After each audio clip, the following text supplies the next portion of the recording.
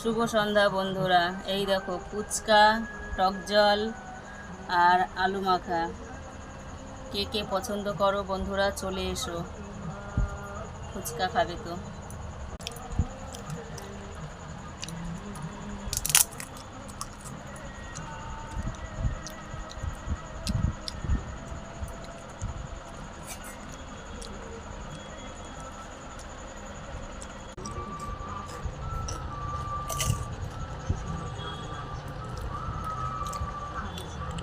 দারুণ হয়েছে বন্ধুরা, চলে এসো কে কে খাবে।